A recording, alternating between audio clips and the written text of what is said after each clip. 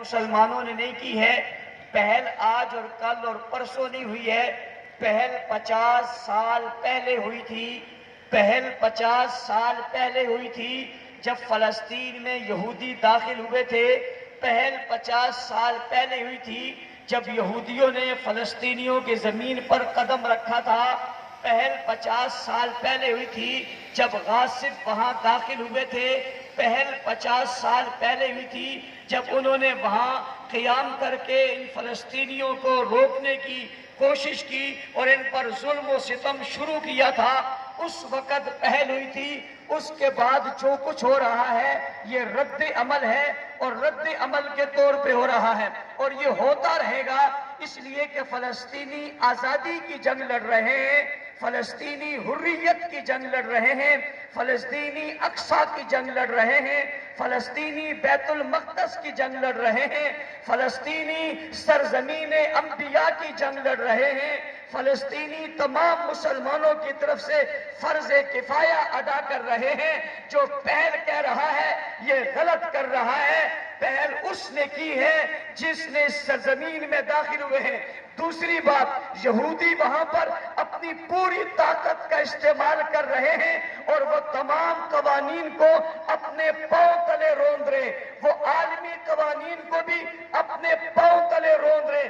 عالمی قوانین کہتے ہیں، انسانیت کے قوانین کہتے ہیں بچوں پر ہاتھ نہ اٹھایا جائے، عورتوں پر ہاتھ نہ اٹھایا جائے، آبادیوں پر بمباری نہ کی جائے، رہائشی علاقوں میں جنگ شروع نہ کی جائے۔ میں پوچھنا چاہتا ہوں اقوام متحدہ سمیت ان تمام لوگوں سے جو انسانیت کی بات کرتے ہیں، سوال پیدا ہوتا ہے، حماس جنگ لڑ رہا ہے ان کے ہیڈ کوارٹرز میں، حماس جنگ لڑ رہا ہے ان کے فوجیوں کے ساتھ، وہ جنگ لڑ رہا ہے ان کے جنگجو لوگوں کے ساتھ۔ اسرائیل بمباری کر رہا ہے فلسطین کے مکانوں پر، وہ بمباری کر رہا ہے فلسطین کی بستیوں پر، وہ بمباری کر رہا ہے غزہ آبادیوں پر، اور ظلم کی انتہا ہو گئی ہے۔ ہسپتال میں بمباری کی گئی، کل کی رپورٹ ہے ہسپتال میں دوبارہ بمباری کی گئی، الشفا ہسپتال کے اندر بمباری کر کے وہاں ہزاروں لوگوں کو نشانہ بنایا گیا،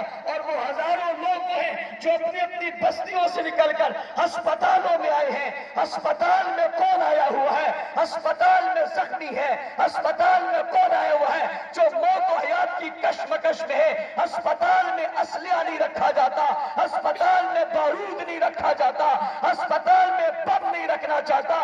میں ان بزدلوں سے پوچھنا چاہتا ہوں، جہاں ہتھیار موجود نہیں ہے، جہاں جوان موجود نہیں ہے، جہاں صحت مند موجود نہیں ہے، وہاں تمہاری بمباری بتا رہی ہے، وہاں تمہاری جنگی حالت بتا رہی ہے کہ تم اپنے ہوش و حواس میں نہیں ہو۔ تم نے انسانیت کو پامال کیا، تم نے انسانی حقوق کو پامال کیا۔ میں پوچھنا چاہتا ہوں، وہ انسانیت کے نام پر بننے والی تنظیمیں، جماعتیں اور ملک کہاں ہیں جو کہتے ہیں ہم انسانیت کی بات کر رہے ہیں؟ یوکرائن کے لوگوں کی بات کرنے والوں، فلسطین کی بات کرنے سے تمہاری زبانیں گم کیوں ہو جاتی ہیں؟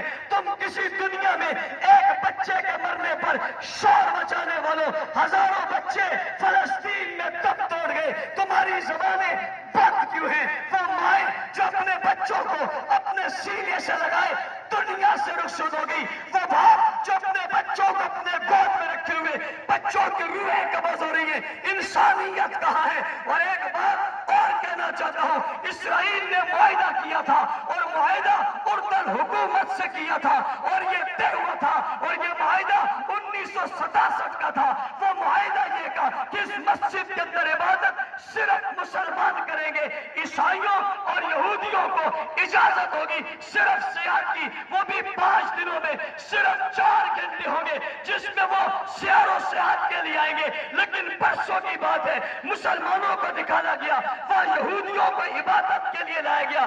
یہ معاہدہ اردن توڑ دیں، یہ اقوام متحدہ کی بات نہ مانے، یہ انسانیت چارٹرز کے خلاف کام کرے، یہ انسانی حقوق کو پامال کرے، باوجود اس کے امریکہ ان کا ساتھ دے رہا ہے، فرانس ان کا ساتھ دے رہا ہے، آسٹریلیا ان کا ساتھ دے رہا ہے۔ آپ کے ملک میں تجارت کرنے والے نیک ڈالر والے ان کا ساتھ دے کر انہیں کھانا مہیا کر رہے ہیں. میں مسلم ممالک سے کہنا چاہتا ہوں, ممالک کے حکمرانوں سے کہنا چاہتا ہوں, حکمرانوں اگر امریکہ نے اپنے آپ کو کھل کر وہاں پیش کر دیا ہے تو مسلم حکمرانوں تمہیں کس چیز نے روکا ہوا ہے؟